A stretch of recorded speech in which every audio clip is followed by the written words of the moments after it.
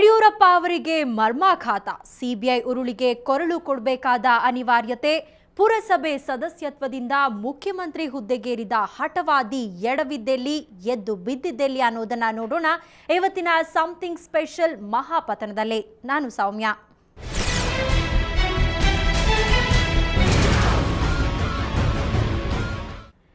ಯಡಿಯೂರಪ್ಪ ಅವರ ಇನ್ನೊಂದು ಮುಖ ಬಹಳಷ್ಟು ಜನರಿಗೆ ಗೊತ್ತಿಲ್ಲ. ಹಾಗಾದ್ರೆ ಯಡಿಯೂರಪ್ಪ ಅವರ ಫ್ಲಾಶ್ ಬ್ಯಾಕ್ ಏನು? ಬನ್ನಿ ನೋಡೋಣ.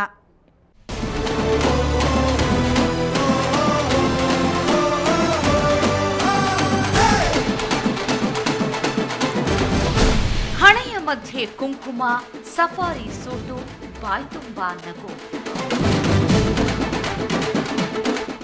ಸದಾ ಹೀಗೆ ಕಾಣಿಸಿಕೊಳ್ತಿದ್ದ ಮಾಜಿ ಮುಖ್ಯಮಂತ್ರಿ ಯಡಿಯೂರಪ್ಪ ಅವರ ನಗುವಿಗೆ ಈಗ ಪೆಟ್ಟು ಬಿದ್ದಿದೆ. ಇನ್ನೇನು ಮತ್ತೆ ಸಿಎಂ ಆಗಿಬಿಟ್ಟೆ ಎನ್ನುವಂತೆ ಅತ್ಯುತ್ಸಾಹದಿಂದ ಮುನ್ನುಗ್ಗುತ್ತಿದ್ದ ಯಡಿಯೂರಪ್ಪ ಅವರ ಸ್ಪೀಡ್ಗೆ ಸುಪ್ರೀಂ ಕೋರ್ಟ್ ಇವತ್ತು ಬ್ರೇಕ್ ಹಾಕಿದೆ.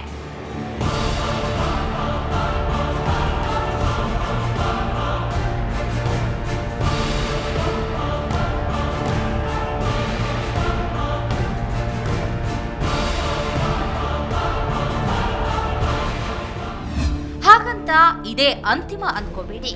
ಯಾಕೆಂದ್ರೆ ಸೋಲನ್ನೊಪ್ಪಿಕೊಂಡು ಮನೆಯಲ್ಲಿ ಕೂರುವ ಜಾಯಮಾನ ಇವರದ್ದಲ್ವೇ ಅಲ್ಲ. ನಿಂತ ನೆಲದಿಂದ ಮೇಲೇರಲು ಪ್ರಯತ್ನ ಮಾಡೋದು, ಎಡವಿ ಬೀಳೋದು, ನಂತರ ಮತ್ತಷ್ಟು ಹಠದಿಂದ ಮುನ್ನುಗ್ಗುವುದು ಇವರ ಹುಟ್ಟುಗುಣ.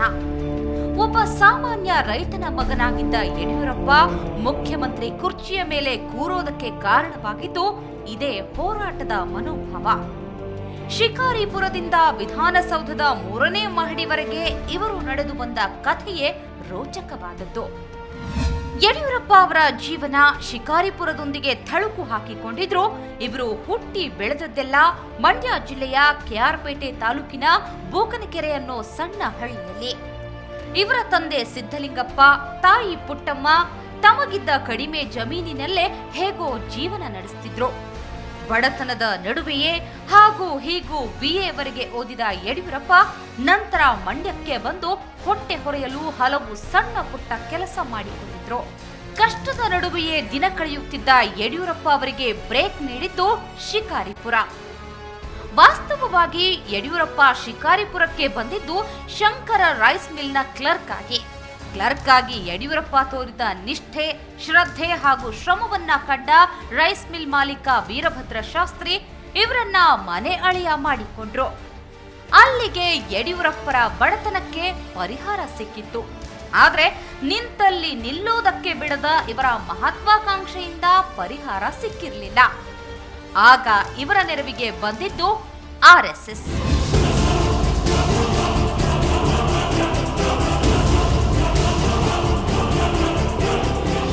ರಾಷ್ಟ್ರೀಯ ಸ್ವಯಂ ಸೇವಕ ಸಂಘದ ಕಾರ್ಯಕರ್ತರಾಗಿ ಕೆಲಸ ಮಾಡತೊಡಗಿದ ಯಡಿಯೂರಪ್ಪ ತಮ್ಮ ಅದ್ಭುತ ಸಂಘಟನಾ ಶಕ್ತಿಯಿಂದಾಗಿ ಸಾರ್ವಜನಿಕ ಜೀವನದಲ್ಲಿ ಒಂದೊಂದೇ ಮೆಟ್ಟಿಲು ಏರತೊಡಗಿದ್ರು.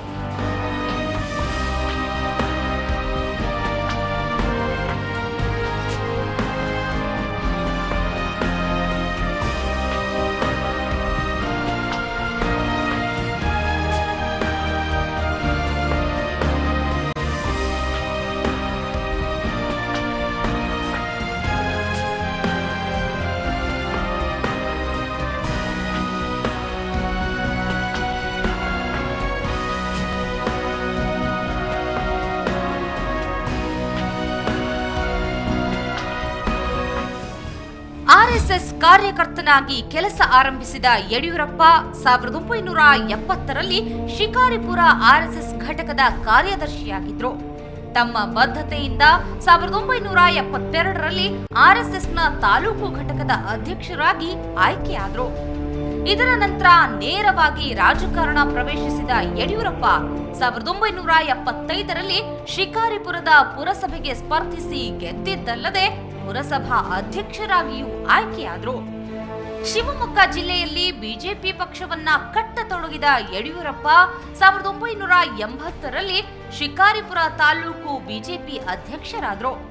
ಆಗ ಅವರಿಗಿನ್ನೂ ಕೇವಲ 29 ವರ್ಷ ವಯಸ್ಸಷ್ಟೇ. ಮುಂದೆ 1985ರಲ್ಲಿ ಶಿವಮೊಗ್ಗ ಜಿಲ್ಲಾ ಬಿಜೆಪಿ ಅಧ್ಯಕ್ಷ ಸ್ಥಾನಕ್ಕೇರಿದ್ರು. ಅವಿರತ ದುಡಿಮೆ, ಅಗಾಧ ಶ್ರಮ ಹಾಗೂ ಹೋರಾಟ ಮನೋಭಾವಕ್ಕೆ ಹೆಸರಾಗಿದ್ದ ಯಡಿಯೂರಪ್ಪ 1988ರಲ್ಲಿ ಭಾರತೀಯ ಜನತಾ ಪಕ್ಷದ ರಾಜ್ಯಾಧ್ಯಕ್ಷ ಸ್ಥಾನಕ್ಕೇರಿದ್ರು. ತುರ್ತು ಪರಿಸ್ಥಿತಿಯ ಸಂದರ್ಭದಲ್ಲಿ 49 ದಿನ ಜೈಲುವಾಸ ಅನುಭವಿಸಿದ್ದು ಯಡಿಯೂರಪ್ಪ ಅವರ ಜೀವನದ ಒಂದು ಮುಖ್ಯ ಘಟನೆ. ಹೀಗೆ ಸಾರ್ವಜನಿಕ ಜೀವನದಲ್ಲಿ ಒಂದೊಂದೇ ಮೆಟ್ಟಿಲು ಹತ್ತತೊಡಗಿದ ಯಡಿಯೂರಪ್ಪ 1983ರಲ್ಲಿ ಕೆಳಮನೆ ಸದಸ್ಯರಾಗಿ ಆಯ್ಕೆಯಾಗಿ ವಿಧಾನಸೌಧ ಪ್ರವೇಶಿಸಿದ್ರು.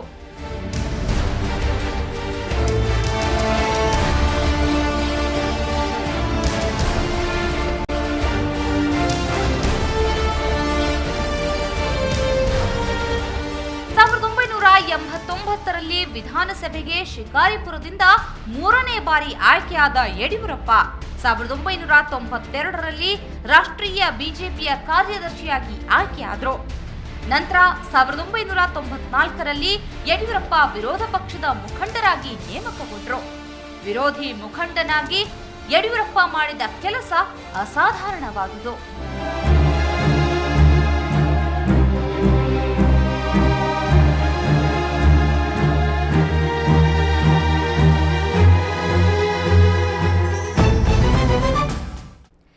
ವಿರೋಧ ಪಕ್ಷದ ಮುಖಂಡರಾಗಿ ಯಡಿಯೂರಪ್ಪ ಮಾಡಿದ ಕೆಲಸಗಳೇನು, ಇವರು ಮುಖ್ಯಮಂತ್ರಿಯಾಗಿದ್ದು ಹೇಗೆ, ಅದರಲ್ಲಿ ಜನತಾದಳದ ಪಾತ್ರ ಏನು ಅನ್ನೋದನ್ನ ನೋಡೋಣ ಒಂದು ಚಿಕ್ಕ ಬ್ರೇಕ್ನ ನಂತರ.